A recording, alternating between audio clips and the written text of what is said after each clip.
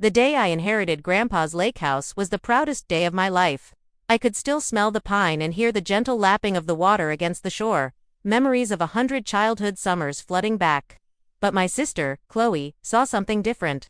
Her eyes, instead of holding shared nostalgia, held dollar signs. "You should rent it out," she'd said, almost before the will was even read. "Think of the income, Alex, it's just sitting there." I tried to explain. "Chloe, it's not just a house. It's Grandpa's legacy. It's our memories." But she just scoffed, a little laugh that grated on my nerves.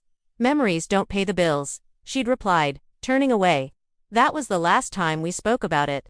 Or so I thought. A few months later, I drove up for a quiet weekend, needing to escape the city. But as I turned onto the long gravel driveway, my heart sank. The quiet I was craving was gone, replaced by loud music and the roar of a jet ski on the lake. Cars I didn't recognize were parked all over the lawn, and strangers were grilling on the porch.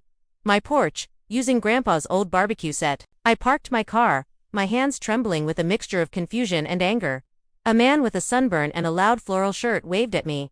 "Hey, you must be the latecomer. Grab a burger. The party's just getting started." I just stared at him, speechless. My sanctuary had been turned into a frat party. I pushed past the crowd, my mind racing. How did this happen?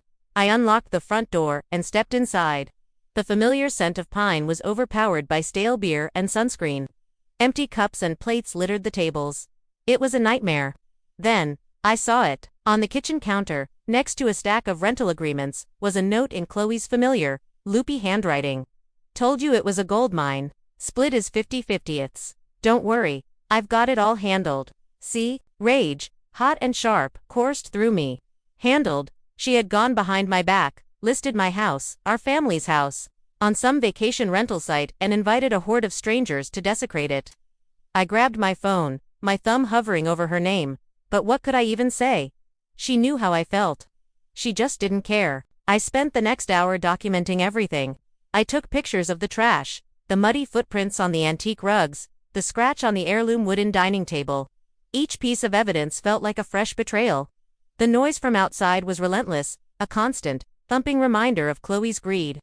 These renters, they weren't malicious. They were just people on vacation, completely unaware they were trespassing on my heart. By evening, I couldn't take it anymore.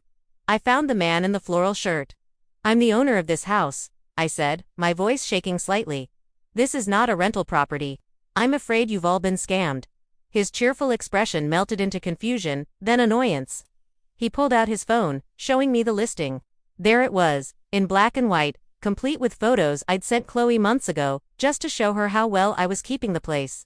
The host's name, Chloe M. The man started making calls. Word spread through the party like wildfire. The music died down, replaced by angry, confused murmurs. People started packing up, casting suspicious glances my way, as if I were the one who had tricked them. It was humiliating. As the last car pulled away, leaving a trail of dust and discarded plastic cups, silence finally fell. But it wasn't peaceful. It was heavy with betrayal. That's when I made a decision. This wasn't just about a messy weekend. This was about boundaries. About respect.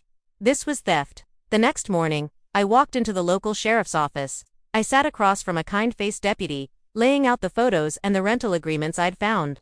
I explained the situation, how my sister had fraudulently listed my property and pocketed the money. He listened patiently, his expression growing more serious with every word. "So, she rented out a property she has no legal claim to, under false pretenses, and collected payments for it," he summarized, nodding. "That's fraud, ma'am." A few days later, I got a frantic call from Chloe. Her voice was high-pitched with panic. "Alex, what did you do? The sheriff just left my apartment. They're talking about pressing charges."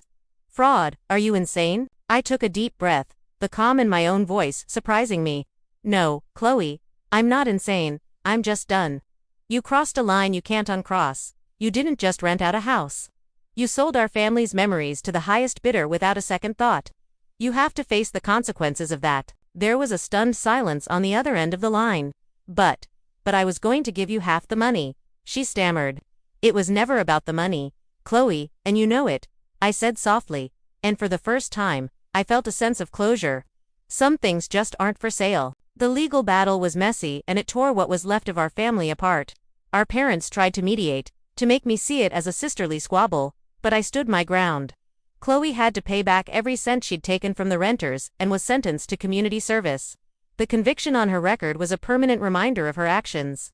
She looks at me with resentment now, but I see something else in her eyes too, the shocking realization that actions have real, lasting consequences. I've spent months restoring the lake house. I scrubbed the floors, polished the furniture, and aired out every room until the scent of pine returned. Slowly, piece by piece, I'm reclaiming my sanctuary. It's quiet here now. The only sounds are the birds, the wind in the trees, and the gentle lapping of the lake. Sometimes, when I sit on the porch at sunset, I think of Chloe. I don't feel anger anymore, just a profound sadness for what she lost. She saw a property, a source of income. She never understood that what she really threw away was a home. And that's a price no amount of money can ever repay. Thanks for watching, and if you enjoyed this story, please like and subscribe for more.